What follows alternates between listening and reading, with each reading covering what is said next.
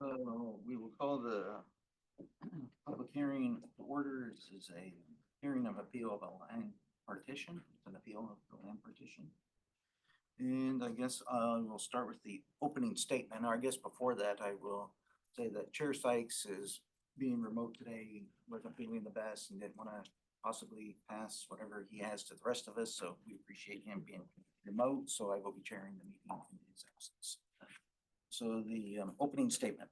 Persons who wish to provide testimony may do so orally or in writing. Testimony and evidence must be directed toward the applicable criteria. Failure to raise an issue accompanied by statements or evidence sufficient to afford the decision maker and the parties an opportunity to respond to the issue precludes an appeal to the Land Use Board of Appeals, also known as LUBA, on that issue. Please sign the sheet in the back of the room or make a note in chat if you're participating via Zoom if you'd like to present testimony. Please speak only when identified by the chair and begin by giving your name, spelling your name. That's your last name is what you really need. Yes, please. Yeah. And your address. If you have any exhibits for our consideration, please provide a copy to the staff. If you'd like to request the board hold open the record or continue the hearing, you must make that request before the public portion of the hearing is closed. This concludes the introduction. We will now begin. And we will call for abstentions and conflict of interest, and I will start that off with that. For the record, I am a director with Umatilla Electric, and even though we are not the applicant or the landowner, it is identified here that there's a potential that Umatilla Electric has expressed a potential interest in maybe buying a piece of property that we divided off of this. Is that, I will have no personal gain, and it's only a potential at this point. It will be a potential conflict, so I will be continuing to engage in conversation. And nothing from either of the other two. Okay. And so now we call for the staff report. Okay. Thank you. For the record, Tamara Mabbitt, Planning Director. I have with me today Clint Shoemake, who might help me navigate some things. And then in the back of the room is Jim Bagley, our new principal planner, who's mostly observing today for his first Board of Commissioners land use hearing. Right. So I will draw your attention to packet page 3, which has the exhibit list. And this is an appeal of a planning commission decision that the planning commission approved in February for land partition in 52924 and replat in -88-24. And in your packet are exhibits 1 through 9, and that includes the entirety of what was presented to planning commission and then some additional evidence. Just today, I received a couple of additional items. A letter dated April 16th, signed by Kelly and Jim Doherty, adjacent property owners. And attached to their letter is a Land Use Board of Appeals decision, LUBA number 2009-103 for your, and the commissioners have a copy of that. Commissioner Sykes does not have that. Stephen, could you forward that to Commissioner Sykes? I think Matt may have. I took care of that. You did, thank you. You sent him the letter. Send him the letter, maybe not the decision. Okay, okay, which is fine, unless he's a super fast reader. I'm not used to having so many remote pieces, but it works. And then also for your consideration are, Stephen? Yeah, can I remain unmuted? So if you have questions, I can answer. I wasn't able to take myself off mute. Yeah, we've got that just because we've had Zoom bombs before. So I'll keep you, as long as you don't mute yourself, you'll be unmuted. All right, sounds good.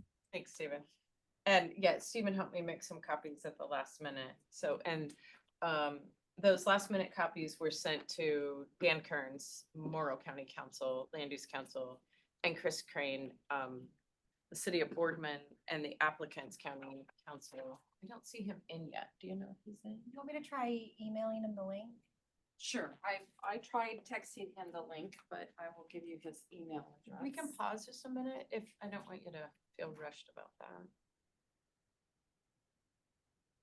His email is Chris, CHRIS, .Crean, CREAN, at BEHlaw.com. Thank you so much. Okay, no problem. And No.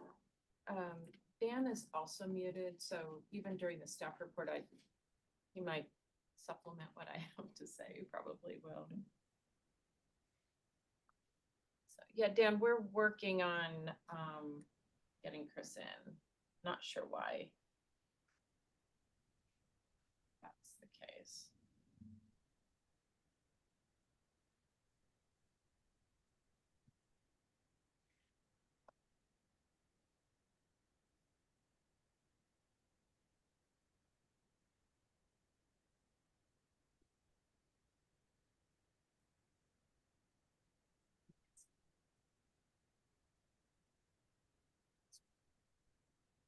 Oh, good, he's there.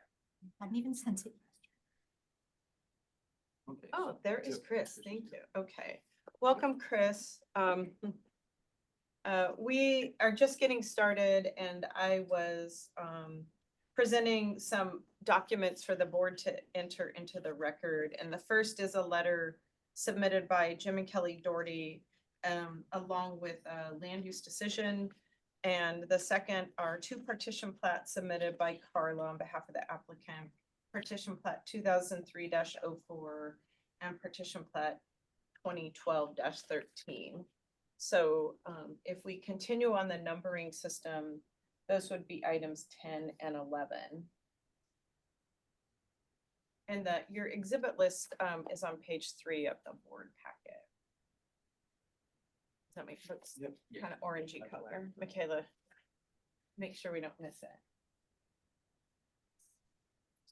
He's indicating that his video is disabled by the host. Yes.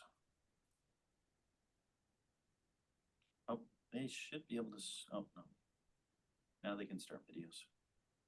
And I will unmute him.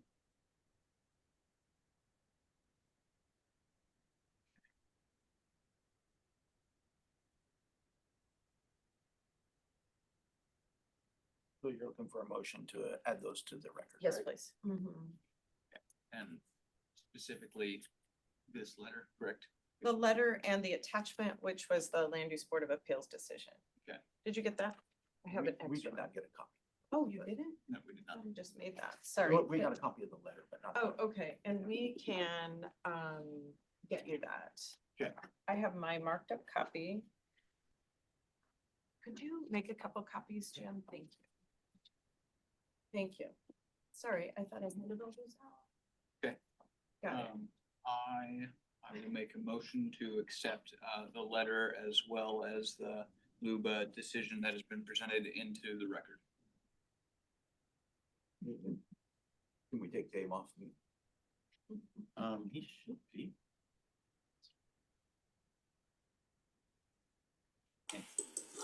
A second.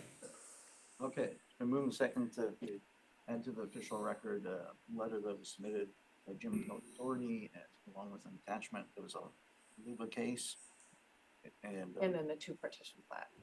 well, his motion was just for that, Oh, for right? just that one. Yeah. Okay, got it. Do them separately. Okay. So, any other discussion? All those in favor say aye. Aye.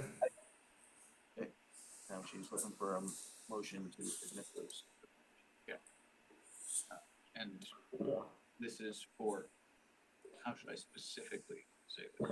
Just two submittals, previous partition plats from the applicant to add to the record. I move that we accept the previous two partition plats as presented to the record. A second. Moving second to add the partition plats to the record. Any other discussion? All in favor say aye. Aye. Motion carries, those are added to the record. Thank you very much. Okay. Stephen, would you pull up the vicinity map and the zoning map, parcel map? This is actually a really nice feature of Zoom because we're all looking at the same map compared to back in the day when everybody was fumbling through a paper map. Or can you see that? Yes. Okay.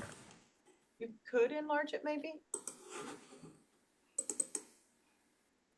If that's possible. Okay, so just so everyone participating, perfect, Stephen, thank you. This is the subject property. Um, It is a little over 300 acres, about 306 acres. It's a piece of property owned by the city of Boardman, so the city of Boardman is the applicant. The border on the north is Interstate 84. The border on the majority of this long parcel is Tower Road.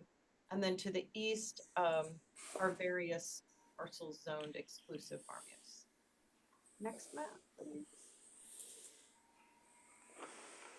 Okay, oh, and this map shows the zoning, so the entire subject parcel is zoned space age industrial.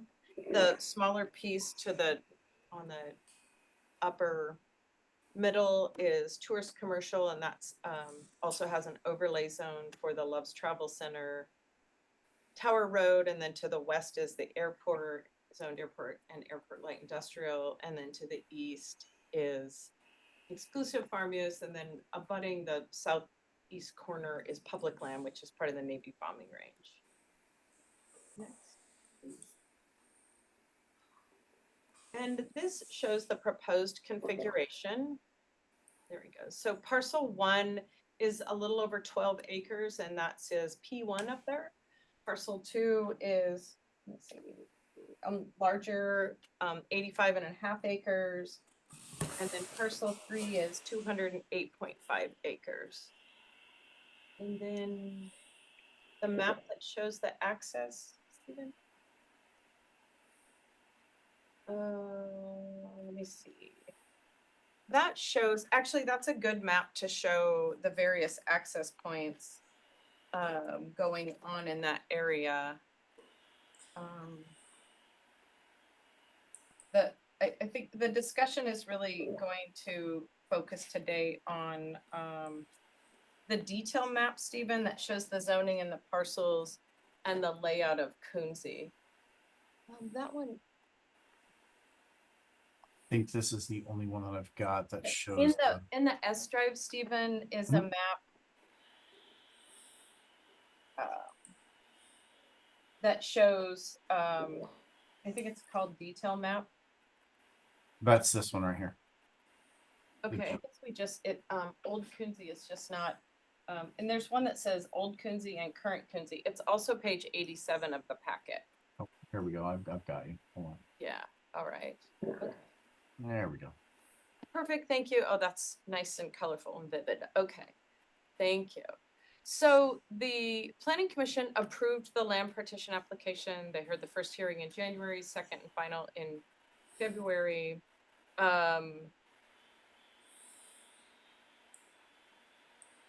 And approved it with some conditions. So obviously the applicant, the city, would like the land partition approved.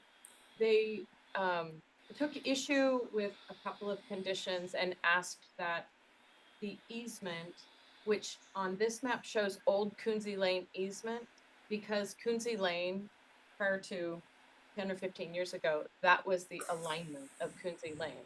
So it is now an easement, and so it's that dashed mark area that goes from Coonsey Lane, is currently Coonsey Lane, along parcel 2 along the east side to the north, and then heads to the west where it abuts with Tower Road. Internally, staff, we did a lot of research on Old Coonsey Lane, and the legal argument, I'll just summarize in my lay non-legal terms, is based on the fact that Coonsey Lane easement was never dedicated as a right-of-way and was never accepted by the county on behalf of the public as a public easement. And so the city would like that the easement to remain a private easement that would provide access to parcel 1. And that other little tax lot 122, which is not a part of this, they've agreed to dedicate it to 60 foot. So there is that width. And then they would carry it from existing Coonsey Lane north and then to the west, where it would then have a turnaround at the end. It's a little unusual where a county abandons a road and doesn't vacate a road, but that's what we have. So I had just assumed the way our standards are written and even our transportation system plan, I had always assumed that it should be a public, but because it has not formally been accepted that way on a plat signed by the board, then it hasn't been. So the lawyers can speak to that.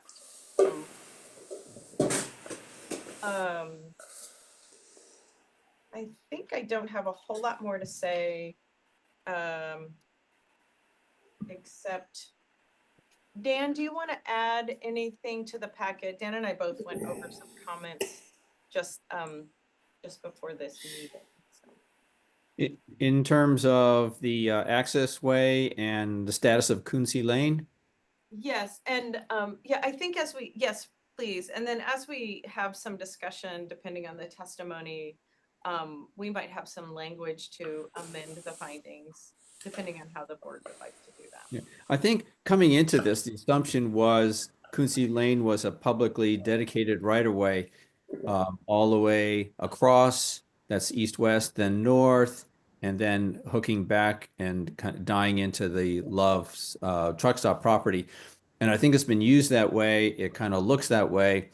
But the city came up with some of the old partition plats that created, for example, that Love's parcel. And it shows the east-west chunk of Coonsey Lane being a dedicated public right-of-way or dedicated to the public. And then the north-south part is noted on the plat as just ingress egress easement, something like that.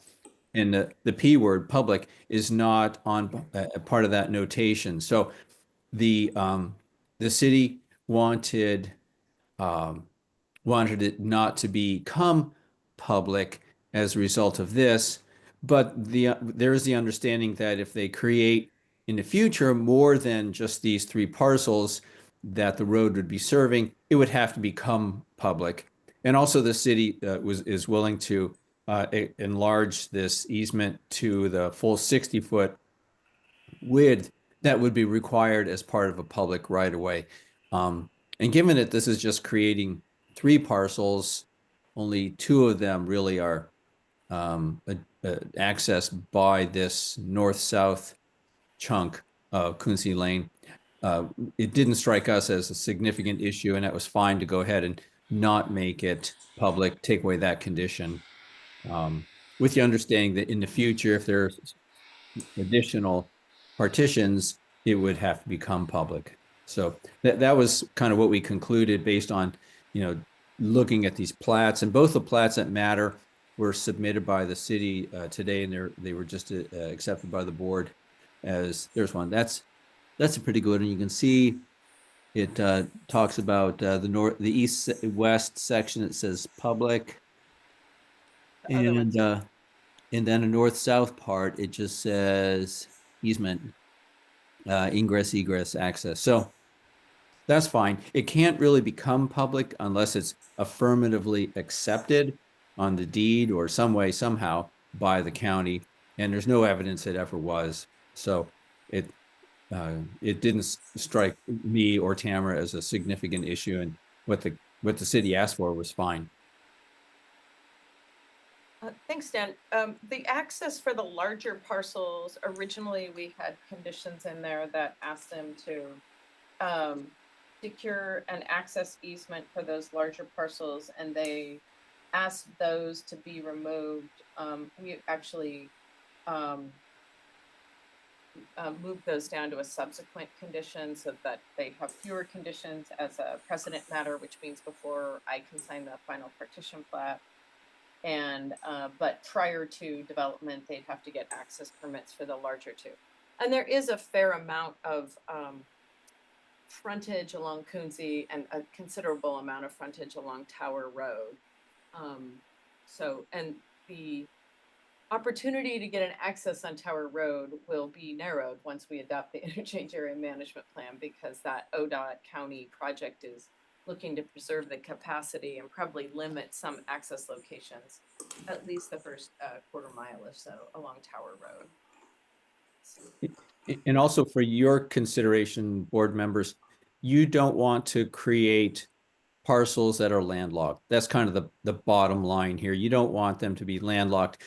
So they can either have public right-of-way access or a recorded easement access, either of which gives each of these new parcels legal access, and so you can check that box. Yeah, and to that point, the easement, which the city has agreed to make 50 foot rather than 40 foot, will serve parcel 2. It'll serve that tax lot 202 in the upper corner, as well as the new parcel 1. And the underlying zoning is space age industrial. And there's a long list of uses that are allowed in the space age industrial zone. And there's no minimum lot size per se. So in theory, that new parcel 1 could be partitioned multiple times and have lots of different development. We don't see much space age industrial development, but in theory it could be. So it's important to the county to have 60 foot, because that's the minimum based on multiple parcels. So at this point, with what the planning commission proposed, they proposed 60 foot and dedicated as a public easement. And as Dan just mentioned, the lawyers have evaluated and come up with language that's in the findings, both the draft that was in your packet and the clean copy I emailed out yesterday, that allows that to be dedicated still as a private easement along there. So I don't have any more, I don't think. So, any questions for staff before we open up to the public testimony part? No. Tamara, is it worth mentioning the proposed use for these parcels, since that's come up in Kelly Doherty's comments? Yeah, we can. I was gonna wait for Kelly, but I think now is a good time as well. The findings and the record relative to future proposed use, and that's an issue that has come before Morrow County in the past. And I would say Involving the Love's Truck Stop, I think. it did. And so that's the Luba decision that was submitted with the Doherty's letter. And Luba said, remanded that decision and said, yes, you do need to address future uses. And the findings that were approved by the Planning Commission addressed really a potential future use on proposed parcel 1, that 12-acre parcel. It may be a substation site, but there's no for sure guarantee. And there's no anticipated or intended use on the other parcels. And that's not uncommon, particularly when you have really large parcels. People might want to, landowners just sell some parcels. So depending on how the board wants to vote today, Dan and I have some proposed language to make that a little bit more explicit. Anything to add, Dan? I think Commissioner Sykes has a question. Go ahead, Dave. What's the zoning on tax lot 204? 204? Exclusive farm use. Okay, thank you. Yep. Everything to the east of the property is exclusive farm use. Good. Oh, can you see that map? Okay. I can forward it to. I can see it. Okay, excellent. Okay. Yeah, I didn't see that one in the packet. Maybe it was there. I'm sorry. Go ahead. Anything else, Dave, before we open up for public? Maybe Dan, did you want to finish off the discussion about anticipated future use? Sure. The code requires applicants to identify, I think to the extent possible, what the proposed use is for land division parcels. And then one of the criteria is that there has to be determination that the resulting parcel will be suitable for the proposed use. And so as I saw the application, there are 2 giant remainder parcels for which there's not even a hint of use could be, because I don't think there is one. And it's just that small parcel, the 12-acre piece at the top. And even that isn't all that concrete in terms of what the proposed use is. I think it suggests the possibility that it could be used by the electric co-op for a substation.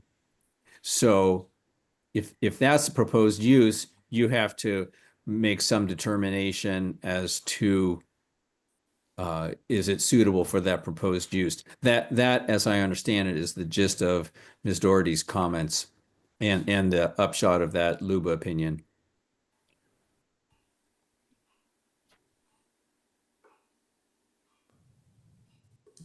So follow up on that. So if that to me sounded like you said that we need to consider the proposed use, and if we don't have that, then that's something that we need. Did I misunderstand you on that?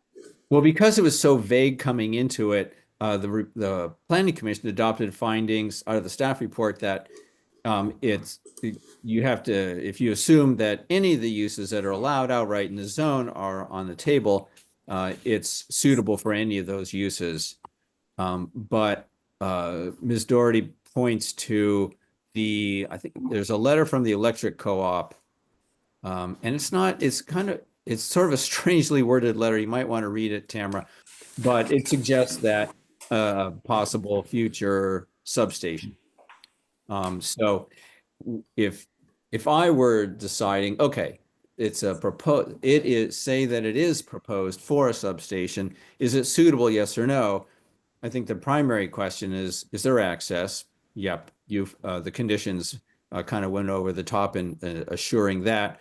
But otherwise, substation doesn't really need much by way of public facilities. I'm not really sure, it's big enough, it's suitably located, even though it's adjacent to I-84, it can't take access directly, which is fine. There really aren't too many factors that go into an evaluation of whether it's suitable for a substation. I think the co-op property is right next door. It's that carve-out parcel in the northeast corner. And so, it's plausible that it could become a substation. So I don't think it's a big hurdle to make this conclusion, but Ms. Doherty has really put a focus on the inquiry, so I think you should address it. Thank you. Okay, anything else before we? I don't, unless you have questions. Okay, no questions, any more questions at this time? Not at this time. Dave, anything else at this time? Not for me. So we will open up for public testimony and we'll start with the applicant or anybody in the paper. Looks like the applicant forward. I'm Sure. assuming this is the speaker's table. Yes. Right? So again, please state your name, spell your last name, and give your address. Who you represent. Carl McLean, last name MC, capital Lane. I represent the city of Boardman. I'm their planning official. Anything else I need to say? I don't think so. Okay. Thank you. So Chair Sykes, Acting Chair Windholz, Commissioner Peterson, nice to see you all today. City made this application some time ago. Your planning director did a good summary of kind of the process we've been through. We did have concerns with the conditions, the way they were written. We have appealed it. I will say that the attorneys agreed 60 feet is wide enough. I'm not sure the city's fully there. We kind of like the 40, but it was agreement that we cut, so 60 feet. That's really the focus of our appeal. In our application specifically, when it asked what is the future use, we simply said the city desires to divide the property into 3 parcels to allow for future development and sale. At the time I wrote that, we had conversations with UEC about parcel 1, and they kind of cooled on that. They were like, well, we're just not sure. And so it was like, well, if we're going to do the partition, we might as well create the parcel that they may want. We could have pursued it with parcel 1 and 2 being a single parcel, but if we're going to go through the process, we might as well create it, because they have indicated if they have an interest, the configuration is what they would be looking for. I think it's also interesting to note from that perspective that UEC has submitted an application to the county for a mobile substation on that piece of property. So there is some activity there that is in the realm, again, on their property, not on our proposed parcel. There is some realm of possibility for that kind of development, not only on their parcel, but should they ever get to the point where they build a full substation, the additional 12 acres would be beneficial to that. We did have some proposed uses we were thinking about for the 80 acres, 80+ acres on the north side, the larger parcel on the north side. We are no longer pursuing those.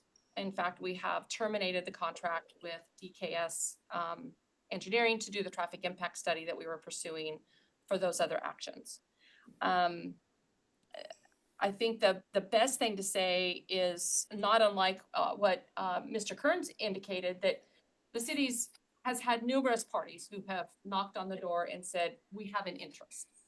And we've said, okay, but before we can move forward with anybody's interest, we need to create a parcel. So this is to a large degree speculative. Even with the UEC component of the 12 acres, it is to some degree speculative. And I think you see partitions for those purposes all along. Because, again, kind of getting back to the LUBA action back in whenever that was, I don't remember the date, but 2009. These two of us at the table lived through that. The city did submit to the record, or at least submitted to staff. I don't know that it's a part of the record. We did have DEQ approval for an on-site system on the northern 80+ acre parcel. So we did submit that, but again, the development proposal that was accomplished for is no longer moving forward. But that is staff do have that available to them. So at least on that parcel, that 80 acre parcel, you could get to an on-site approval for that.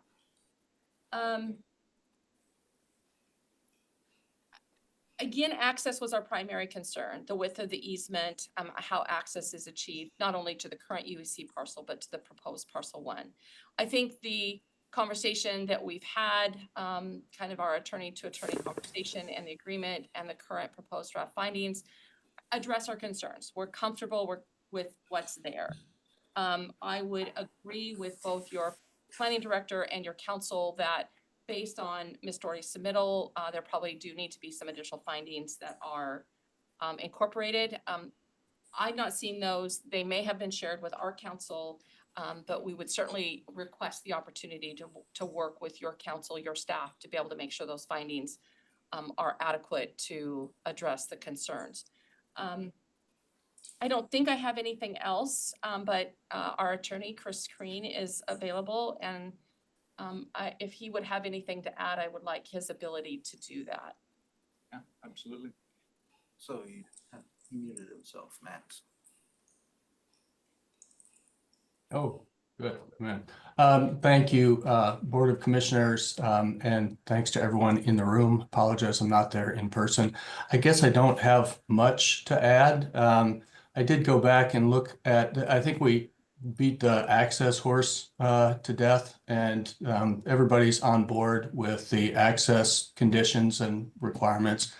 As your staff mentioned, there's lots of access for the larger couple parcels. There's 2 and 3 on Quincy and Tower Road, and access, frankly, to those parcels probably going to be in part determined by the interchange access management plan for the Tower interchange. So it makes sense to defer any access decisions for those parcels until later.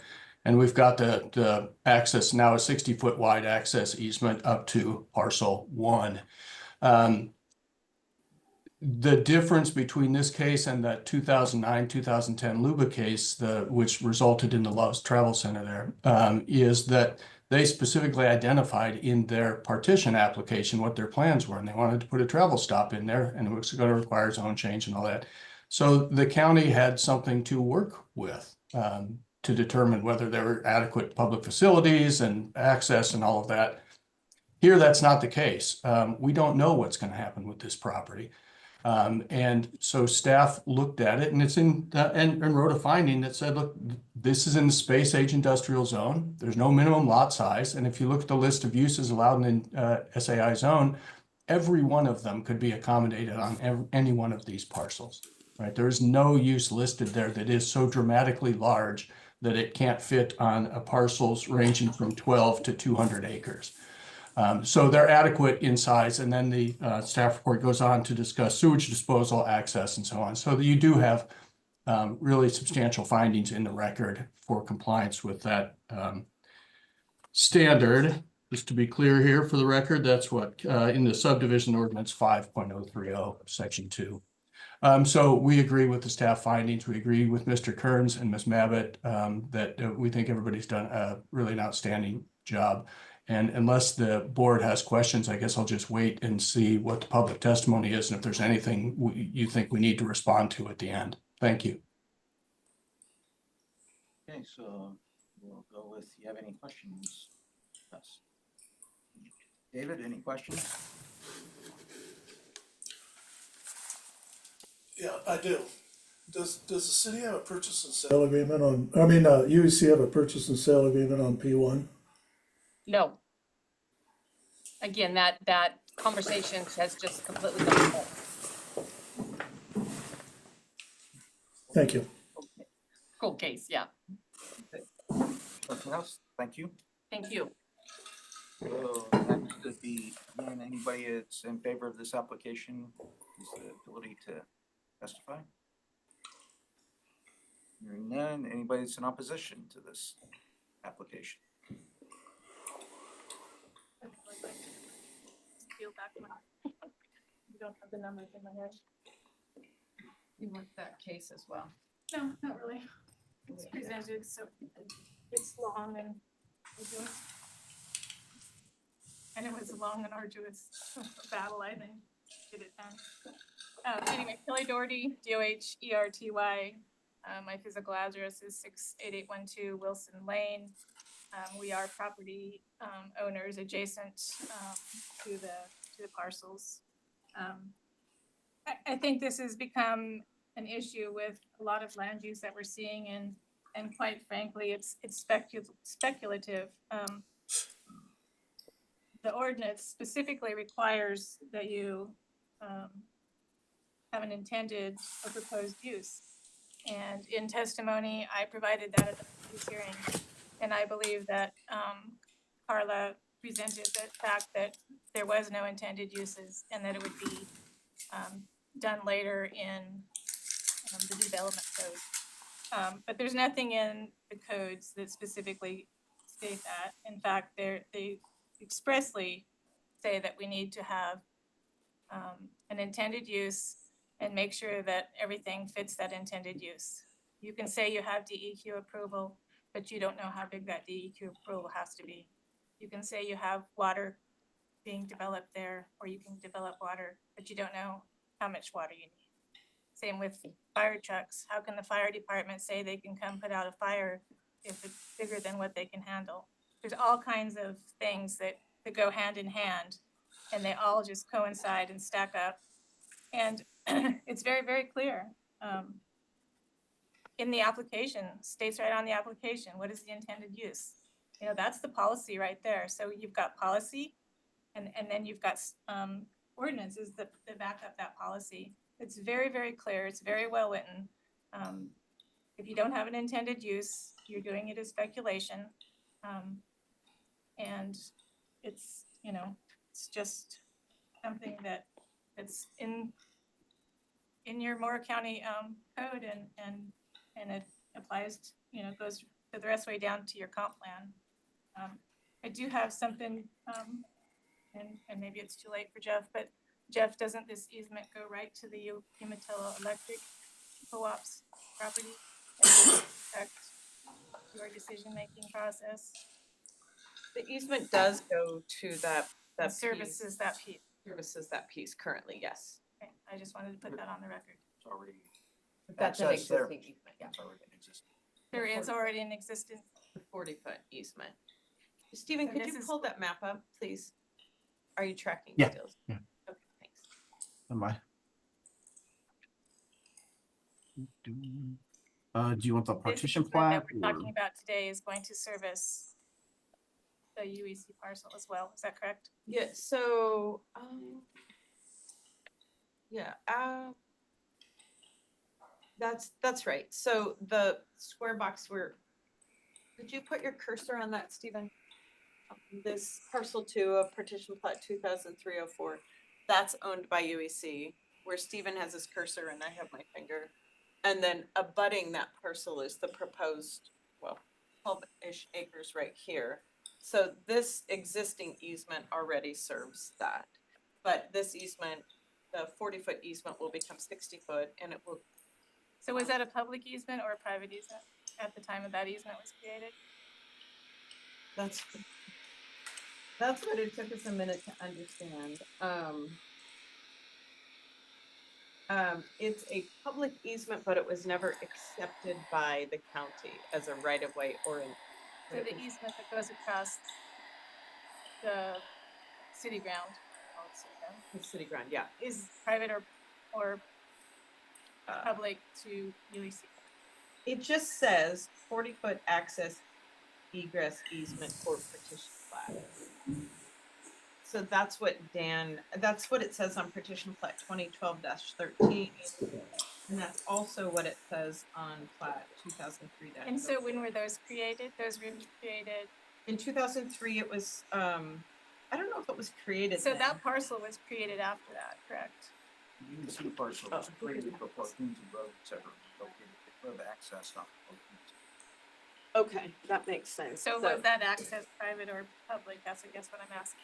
So that's the piece I'll let Dan and Chris respond to. We always assumed because that easement once upon a time was Coonsey Road, that it was public, but it never was dedicated or accepted that way. So in this plat, when that was created, it just says an easement. It doesn't say public or private. You can have those with it. Those are my comments. I've done my written comments. I think you should take a look at that case. It's a very important case. It actually, goes hand in hand as what went on, and it did come back from Luba with the remand. So that's all I have. Thank you. So I guess, any questions for Mr. Doherty? Well, I would like to hear from both of our lawyers who are present in response to that. Okay, but before we get to that, I'll let you do that. I'll ask Dave. Dave, did you have any questions for Ms. Doherty? No, I don't. Okay, so go ahead, Gus. So I guess in order to follow maybe the proper process here, because that was moving on, because it's not directly related to her. Yeah. So to follow the process correctly, I will call for anybody else that's in opposition to this application. That's in person, or on Zoom. If you're on Zoom, please use the raise hand feature to be recognized. Yeah, I'm not seeing anybody. You seen anybody, Matt? Okay, so we'll move back to the way the process would work is that the applicant has the chance for rebuttal to anything that's presented in opposition. Thank you. Actually, I'm gonna defer to Chris, and then augment anything that needs to go back and forth. So, And they may answer your question. Okay, perfect. yes, Yeah. again, Okay. we'll attempt, I guess from our perspective, and to be honest, some of my perspective is informed by the fact that I was the planning director here through that period of time. The research that I did at that point in time with the then Public Works Director, we could find no evidence that Old Coonsey was ever properly dedicated. It just, it was built and appeared and people drove on it for 50 years. And when Coonsey was realigned, we went through the process to realign it. The city did own that property then, and we did dedicate what is now Coonsey Lane at 60 feet where it's currently built. So when we did the partition plats in 04 and again in 9, and I mean, there's been several partition plats that happened over a period of time. The two you have in front of you reflect what happened on the northern portion of the property for the UEC parcel and the Loves parcel.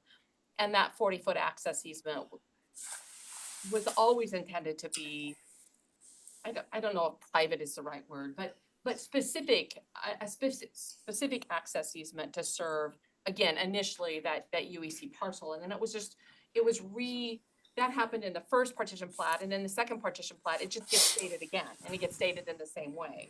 I think it's really important to note that on that second partition plat, I'm gonna call it the Loves Road because it doesn't have a name. The Loves Road was dedicated to the public and accepted by the county court at that time.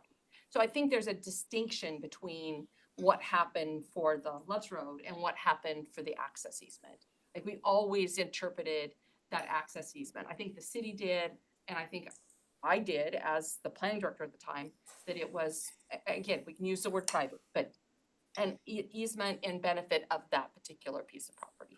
Hopefully that makes sense. It does.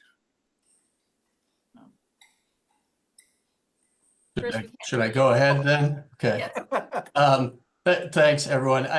I guess just a few things. I'll start with that easement issue, and I'm not going to waffle. For purposes of land use planning in Oregon, that's a private easement, right? As your county council points out in his written memorandum, in order to dedicate, in the statute, ORS 92.014 says if you want to give property over to a city or county or political subdivision, it has to, if you want to dedicate land to a local government, it has to be approved by the local government. And it uses the word dedicate, right? And that there's a similar requirement in ORS 93.808. If you want to dedicate an interest in real property to the government, it has to be accepted by the government. Again, it uses the word dedicate. If you look at the 2003 easement that created this, it just calls it an access easement, right? Just as if you were giving the neighbor on the backside of your property an easement across your property to reach the road, you would grant them an access easement. That's what that 2003 plat does. And then if you look at the 2012 plat, it was 2012, that created that Loves Travel Center property, it shows two easements. Right, so if you look at I guess if up is north, it would be the southern boundary of what is parcel 1 shown on there, which is the Loves property, 60-foot public road to be dedicated by this partition plat. So the language there aligns perfectly with the statute, whereas the Kunze easement there on the east side of the property is a 40-foot access egress easement. It has not been dedicated. It is not a public easement for purposes of land use planning in Oregon.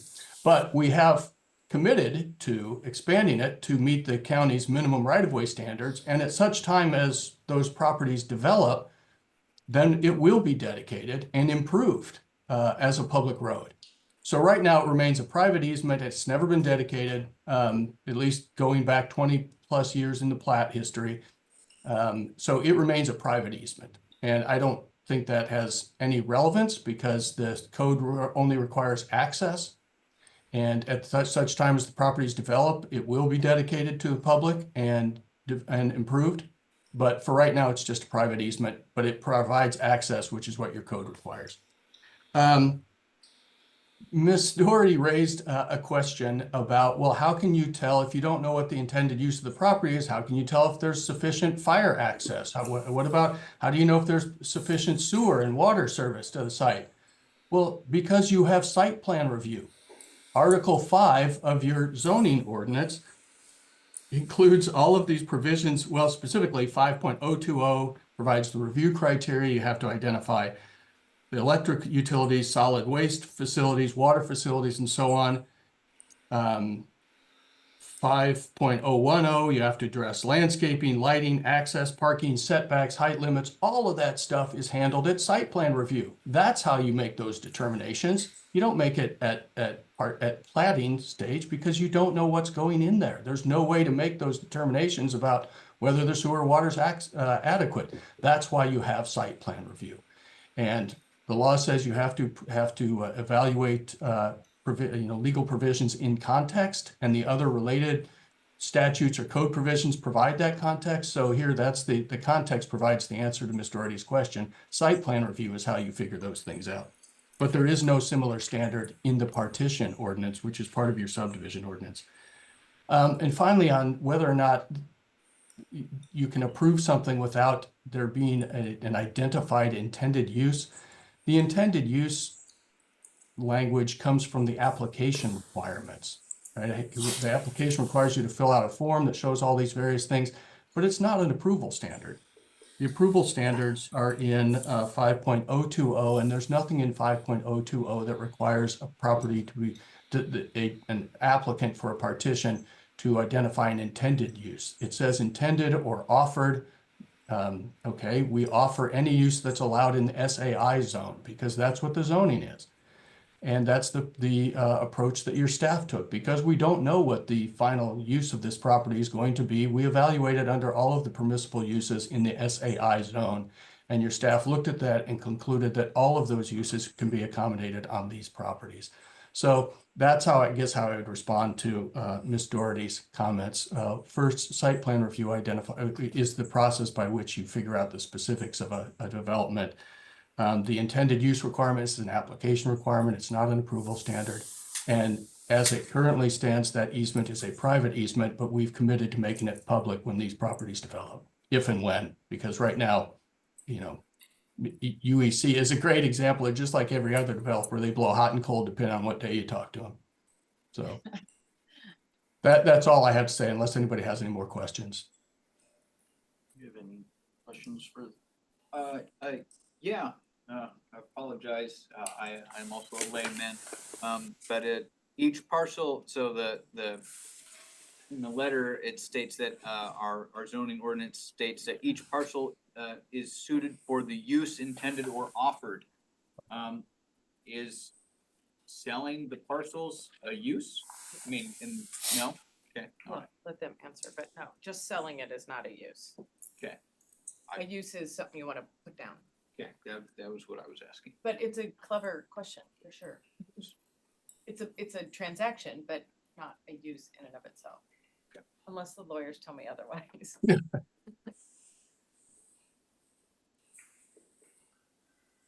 No, I agree. A use, I mean, selling property, buying, selling property is not use. And we don't know what the use is. So staff properly evaluated the property. Under all of the uses that are allowed in the SAI zone, which I do have.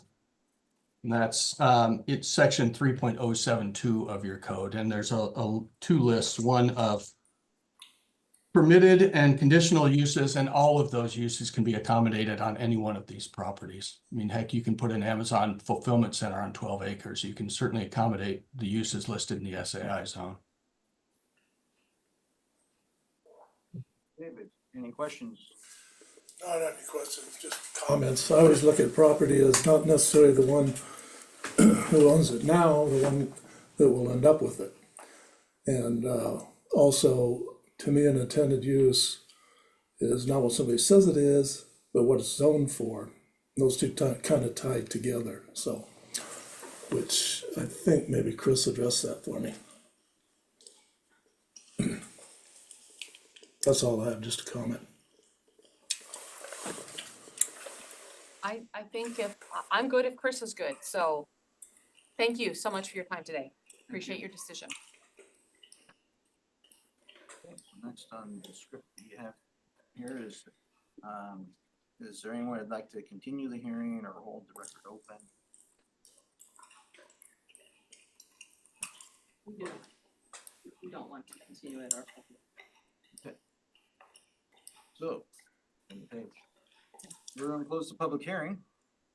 And we'll deliberate and question staff for applicants and so Cameron, what do you see as the next step for us on this? Cause I understand probably some code language that again, like submit that's not been before us before. Yeah, I think that's right. And Dan, do you have that, or does You'll need to unmute Dan. Chris? So particularly to address the proposed or intended use, Dan and I talked this morning about modifying page 2 of the clean draft findings. And we could even pull up those findings so you can see the precise language. I'm eager to get a final decision today if you're so inclined. This was a protracted process. The city submitted their application in September. I think given some of the negotiations going on at the city, they hadn't quite identified the access, and with the very best of intentions on both parties, we could have done a formal completeness. We didn't.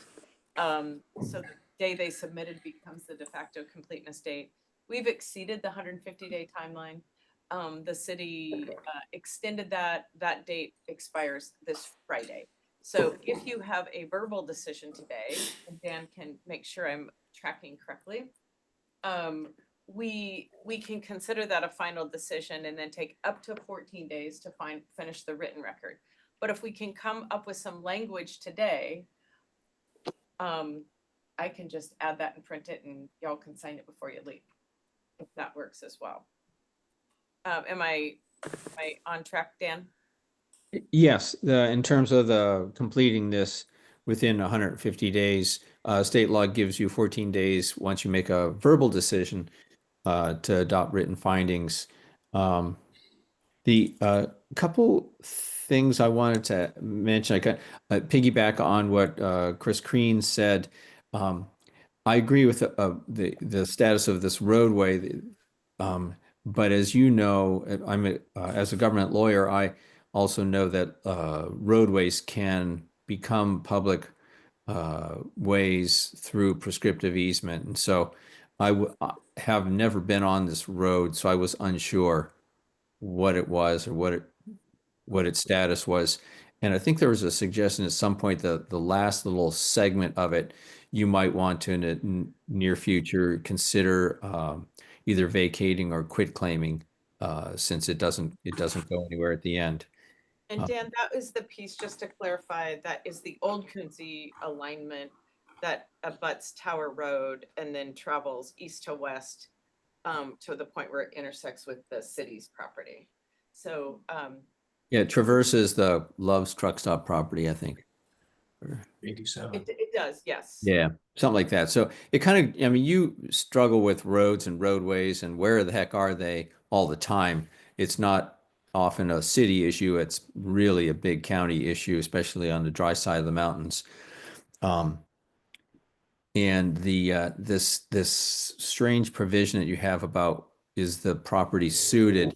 I agree with Chris Crean that that provision is not a substitute for site plan, but I think it's designed to maybe address those uses that are allowed outright that wouldn't be subject to site plan review. So it doesn't require the kind of individualized granular evaluation of like water flow and those sorts of things, but just a determination of suitability is sufficient, especially for uses allowed outright. So Dan and Chris, what's the best way to proceed if the board's inclined to support the findings and make a decision? How much time? Can we do it on the fly and make some changes to those findings now, or does the applicant want additional time to do that? So I will defer to my client, but from my perspective, I think you both understand the law exactly right as I do, that once you make a preliminary decision, you have 14 days to reduce it to writing and get it signed and out the door. And that gives you ample time to revise the findings as a result of any evidence of the evidence you received today. And that certainly meets the city's needs. I'll wait to see if one of my clients texts me here frantically. But I would say we're good. But we offered earlier to help with those findings, and I think that offer still stands. So. Yeah. At the end of the day, they're the county's findings, and we'll defer to your judgment, but we don't have any trouble with the county making a preliminary decision today and then issuing the final written decision in 14 days. And the board will not meet again as a group until May, the first Wednesday in May, and which is more than 14 days. If the board makes a verbal decision today, it can also authorize the chair to sign the findings when they're ready. Okay. We do have a special session on the 30th, but That would literally be the 14th day, so we don't need to push it that extremely, I don't think. But if Dan's advice is you can authorize the chair to sign the final findings, that's more convenient for us, unless you all want your signature on them. I'm fine with Dave being the famous person. Okay, excellent. Okay. If that's what we choose to do. Okay. And then just for the record, I think the findings we'll coordinate after this on how that works, but I do think that any changes will be pretty minor. Do you agree with that, Chris and Dan?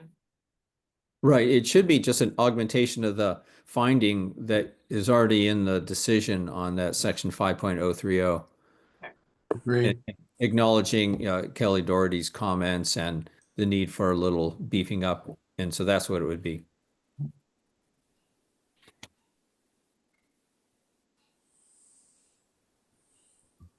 Comfortable with what you heard to move forward. I'm comfortable with what I've heard moving forward. David, same thing? I want to ask Stan one more question, if that's all right. Sure. When the last statement you made about there are certain things that are outside the site review, That's my understanding that some uses allowed outright don't go through site plan review. But Tamara knows for sure how big a list that is. can you give me just a few examples? Or do you? Yep, I sure can. 1 second, I've got it. He has it. So in what section? I'm just trying to get a scope of what how many things we're talking about, not like a complete list, but. Sure. So farm use would be allowed outright. A utility facility service line, a substation, mining of aggregate less than 5,000 cubic yards, and then just general excavation. Those would be allowed outright. Anything else would be subject to site plan review, our administrative review. Okay, thank you.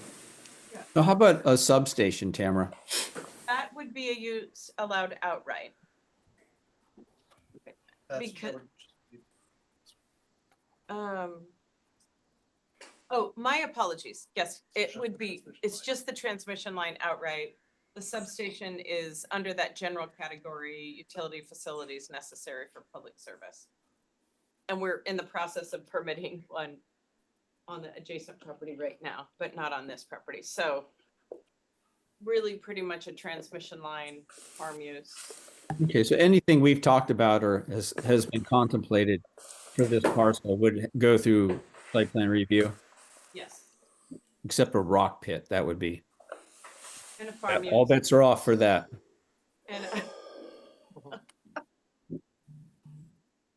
So Dan, my question for you then is it sounds like the commission is interested in moving forward. So would you be willing to craft us a motion to make reflecting that you and staff and applicant are going to be coming up with the findings for us to sign or have the chair sign? Sure. Today?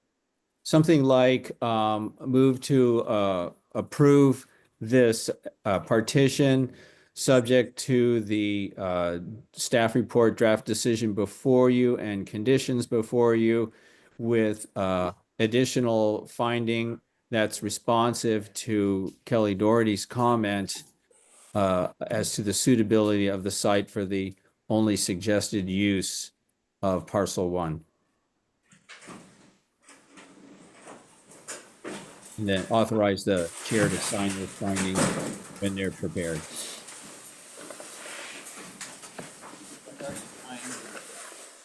Are you going to make that motion? Did I make that motion? That was a lot. I could add to it if you like. David, did you hear that? No, I didn't. No, it was a little bit not quite clear. Go ahead. Valerie, you had it written down? You typed faster than I could write. Motion to approve this partition subject to staff report draft decision and conditions with additional findings that are responsive to Kelly Doherty's comment. I'll second that. And authorizing the chair to sign. Oh, and authorizing the chair to sign. I'll second that. All right, we're moving second to, I think everybody's heard the motion now. go ahead then. I'd ask Valerie to repeat it back again. Any other discussion on this?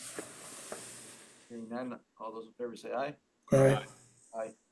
Well, the motion carries. Thank you very much. I'll circulate a revised set of findings as soon as I can. Thank you. You have the clean version, Dan, so.